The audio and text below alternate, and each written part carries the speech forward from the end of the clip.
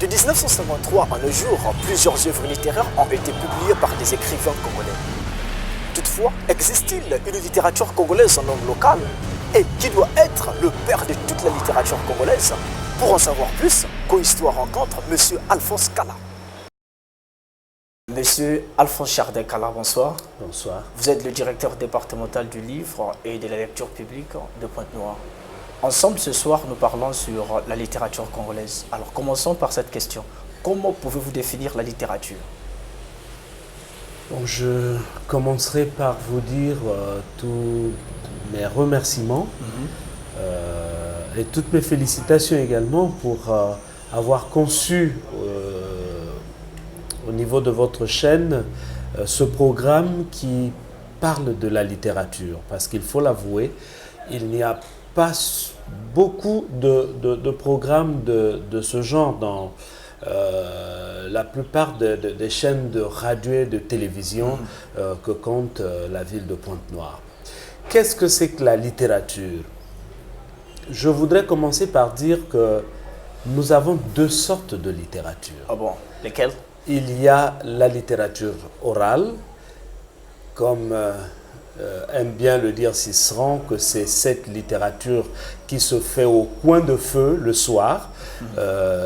Elle se manifeste à travers le conte, le mythe, la légende, la chante-fable, le proverbe, la maxime, la devinette, etc.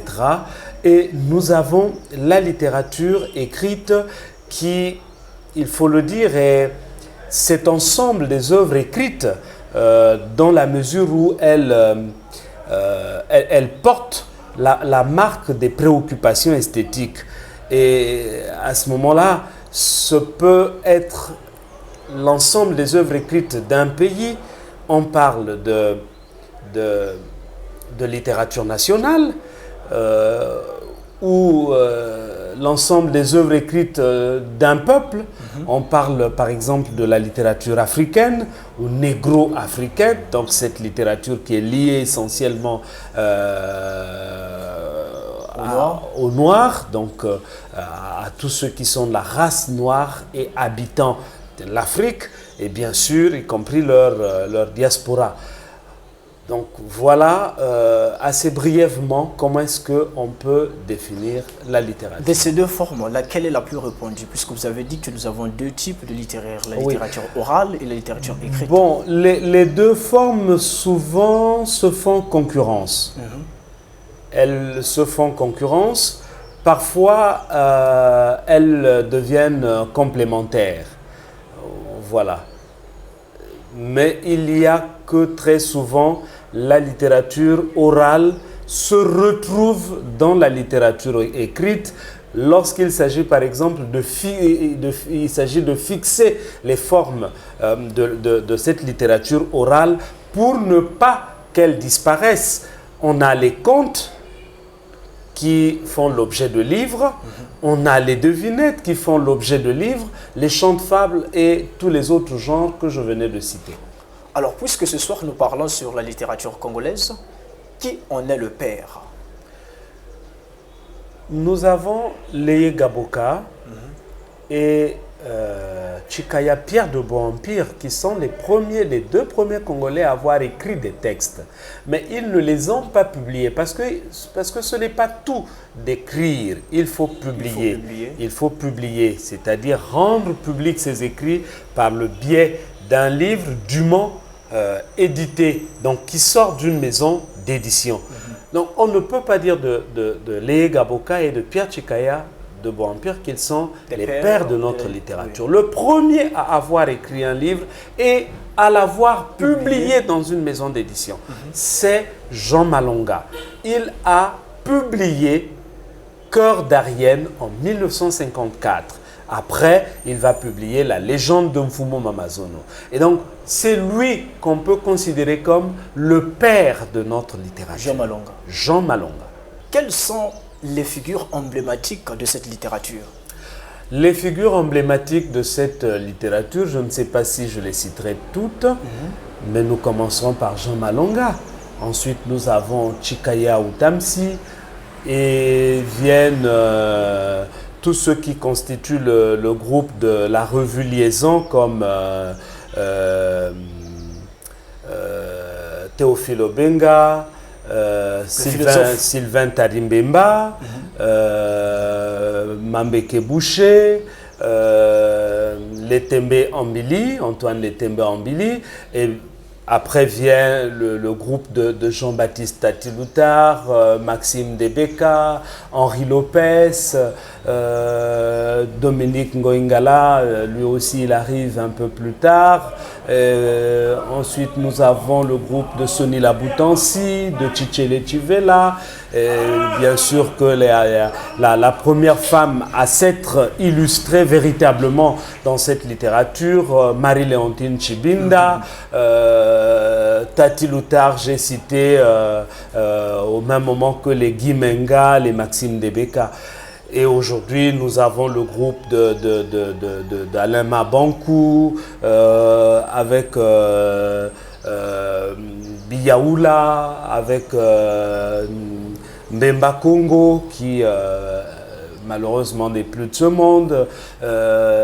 Donc voilà. La liste est longue. La liste est très très longue.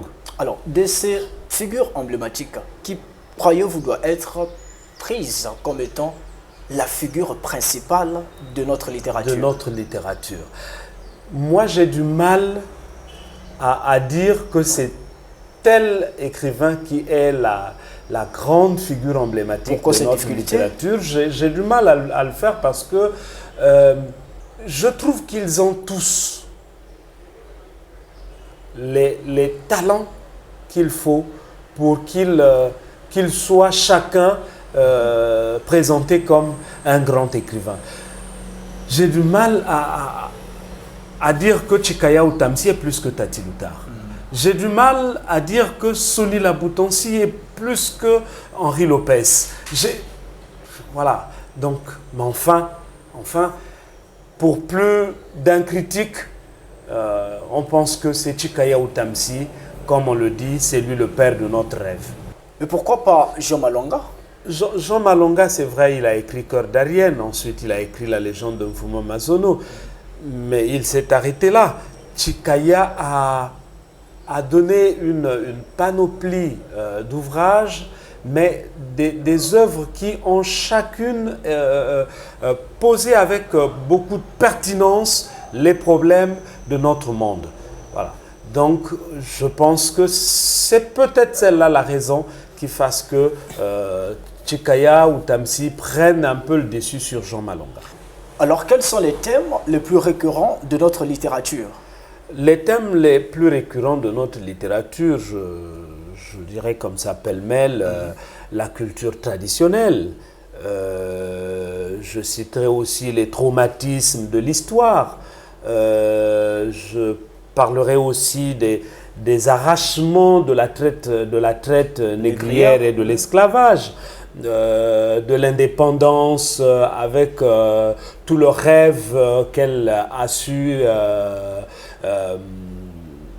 donner à ce peuple, mais avec le désenchantement qui s'ensuit juste après, la révolution, comme on l'a vécu aussi dans ce pays. Mais je pense que la passion sociale est le thème le plus récurrent de notre littérature. La passion sociale. La passion sociale. Bref, nous avons dans notre littérature le vécu du Congolais qu'on y trouve. Voilà. Je peux vous donner lecture d'un texte, si vous me le permettez. Vous vous rendrez bien compte que le Congo est au centre de notre littérature. Je prendrai ici par exemple un texte de Tchikaya Outamsi, « Il m'est venu le mal du pays ». J'avais déjà vu le dos de plus d'une femme quand s'envolèrent mes coccinelles. Me laissant navrer sur une plage trop mondaine, mon anémone de chevelure, iodée et chemin faisant, il m'est venu le mal du pays. Quel pays? Le Congo. Quel Congo, nom de Dieu? Oh non, non, je n'ai pas le mal du pays, mais j'ai mal à... Ce mal me fit faire le tour de ma tête, le cœur à la main ouvrant plusieurs portes. Sur l'une, je lus ce qu'on y grava.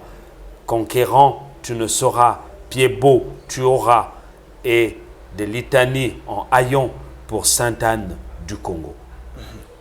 Alors, il n'y a pas que Chikaya Utamsi qui a mis le Congo au centre de son œuvre, même chez les écrivains de l'actuelle génération. Cela se constate. Je prends ici le cas de Destiné Dukaga dans Chant du cœur. Je m'en vais vous lire un texte.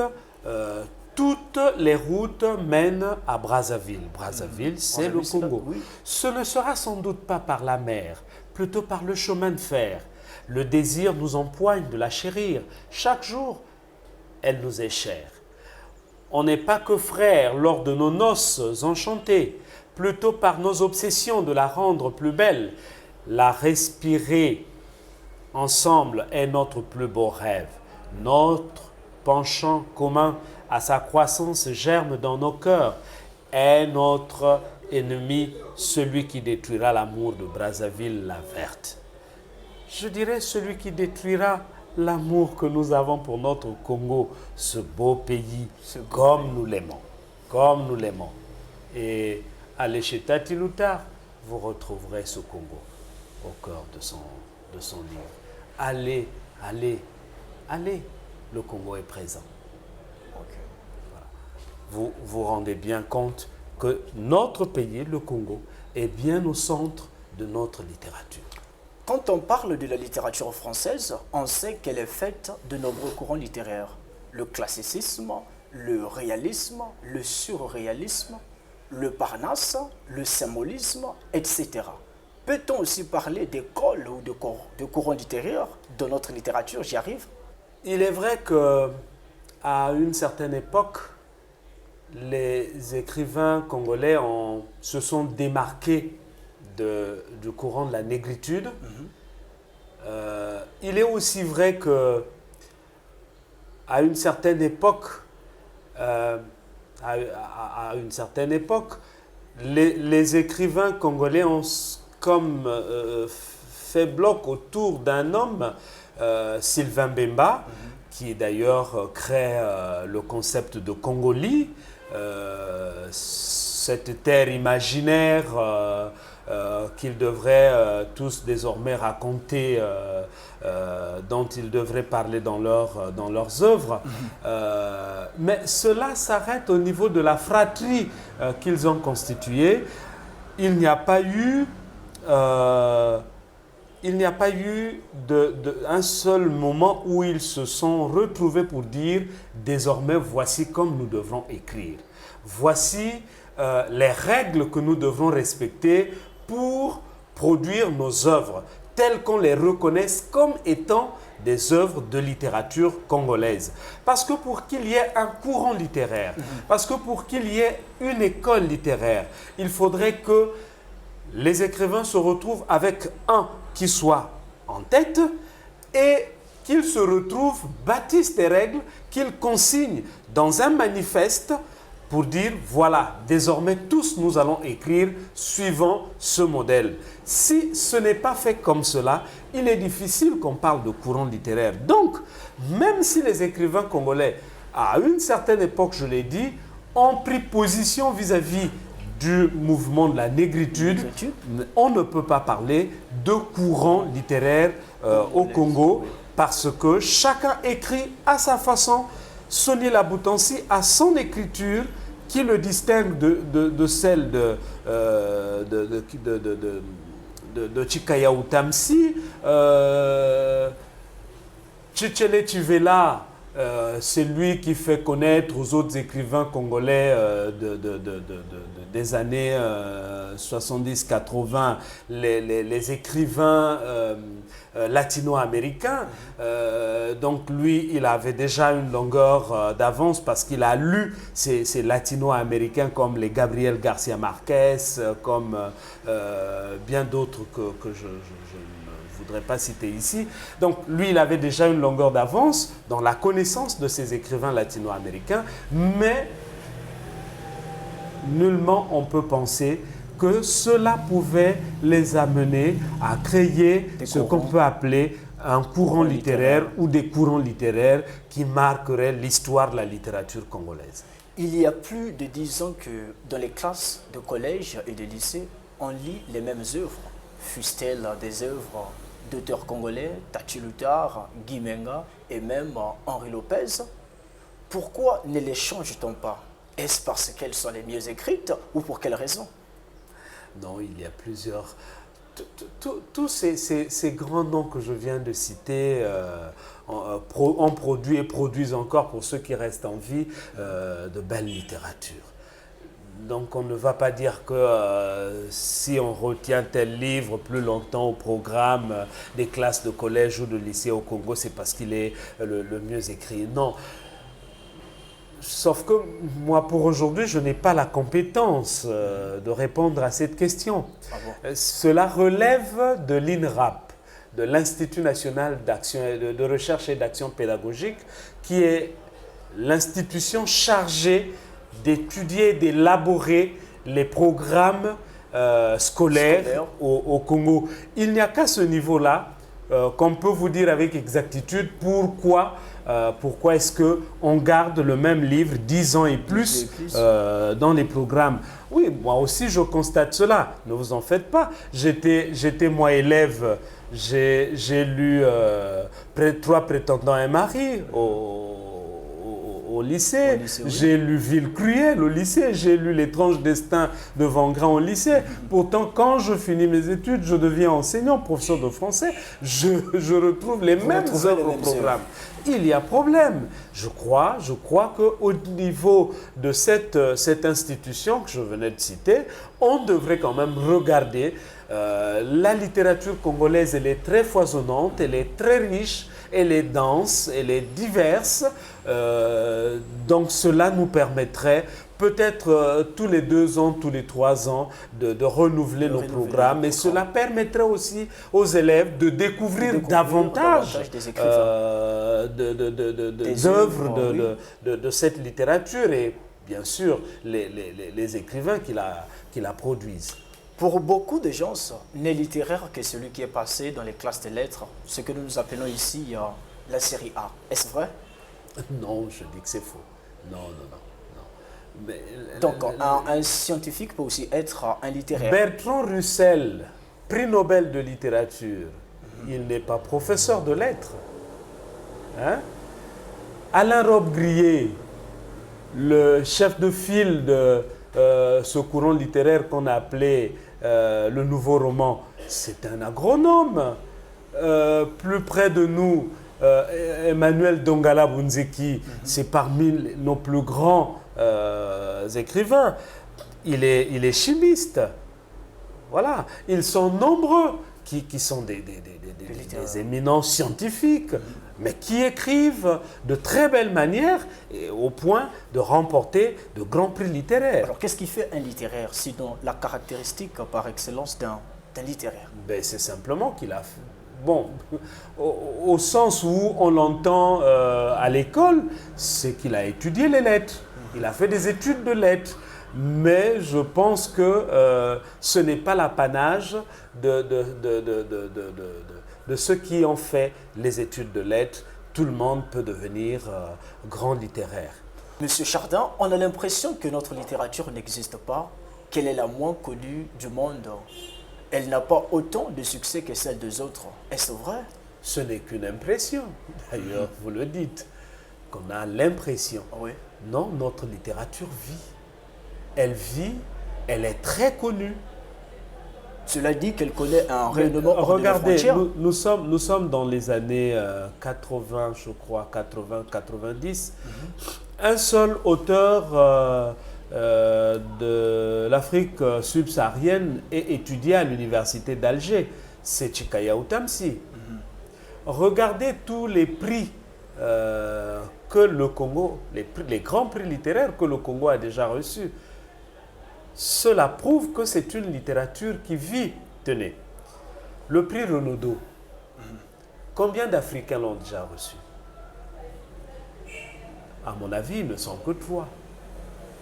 Parmi les 3, Alain Mabankou. Voyez-vous?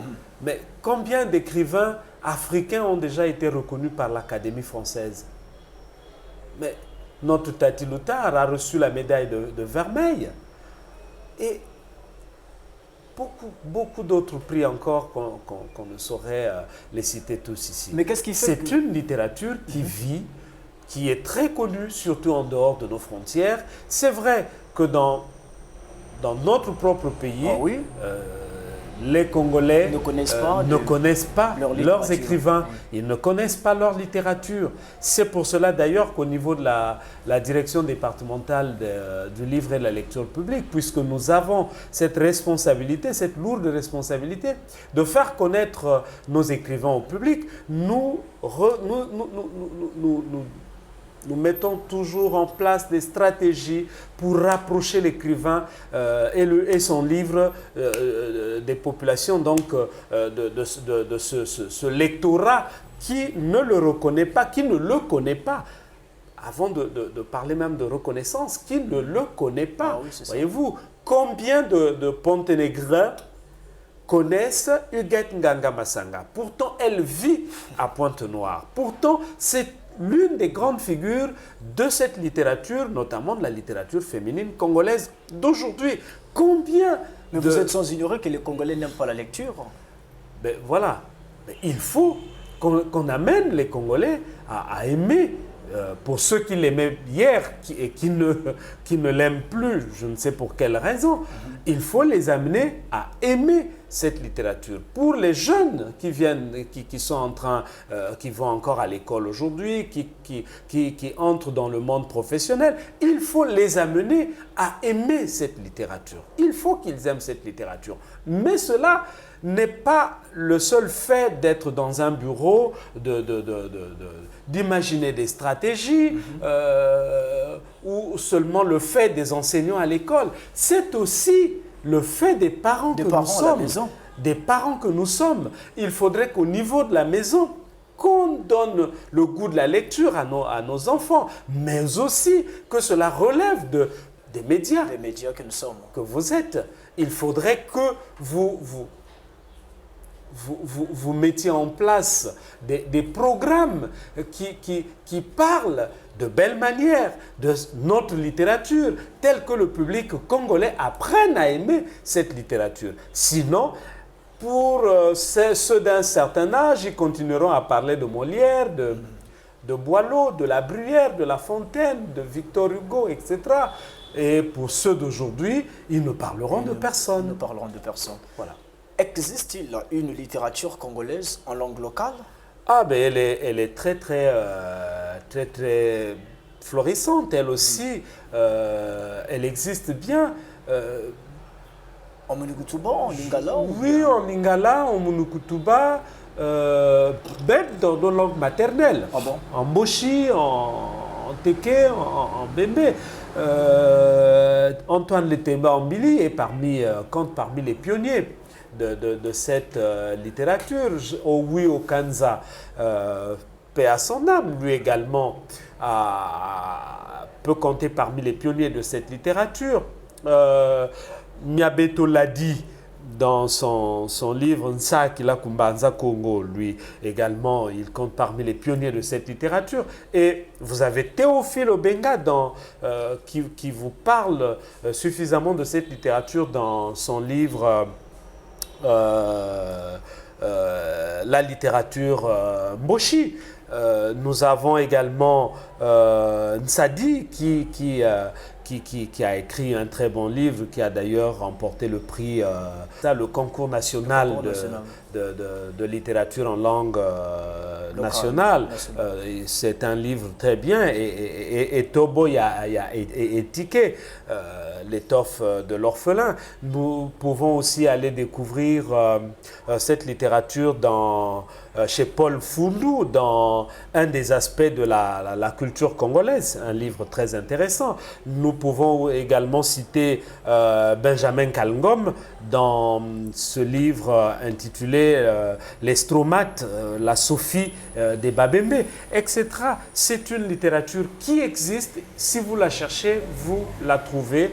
Et elle est très riche parce que on y trouve tout ce que nous avons comme richesse littéraire, notamment cette littérature orale qui fait même le soubassement, dans une certaine mesure, le soubassement de notre littérature écrite. Voilà. Vous êtes aussi écrivain, en ce que je sache. Qu'avez-vous déjà écrit? Je suis auteur de quelques textes. J'ai publié Le Cri intérieur aux éditions Souvenirs de Porto Novo, c'est un recueil de poèmes. J'ai publié par la suite des textes pour Edith, une sorte d'anthologie en mémoire d'Edith Bongo Lucie, d'Edith Lucie Bongo Ndimba.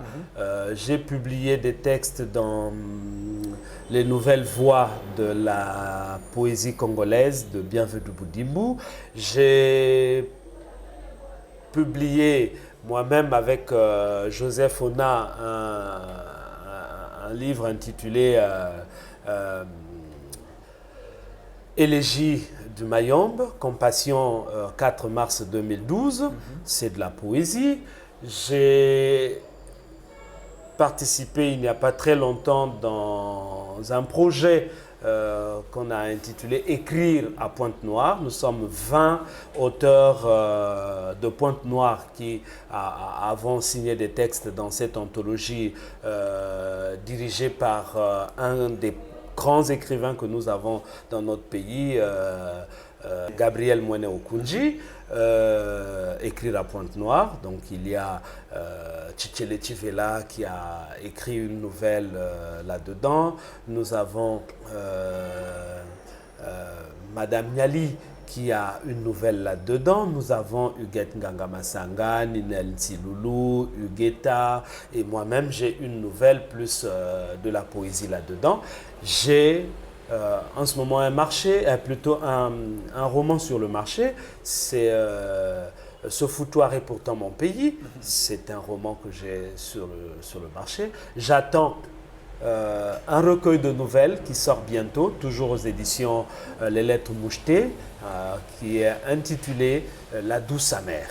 Voilà. Quels sont vos projets d'écriture à court terme? Ben voilà, j'ai déjà cité la sortie bientôt de La douce amère, qui est un recueil de nouvelles, et je travaille sur un roman en ce moment. Voilà, j'ai plusieurs travaux qui sont en chantier, je bosse là-dessus tous les jours. Voilà. Monsieur Alphonse Chardin-Kala, merci. Merci beaucoup. C'est la fin de cette émission qui a porté sur la littérature congolaise. A très bientôt sur Canal 7.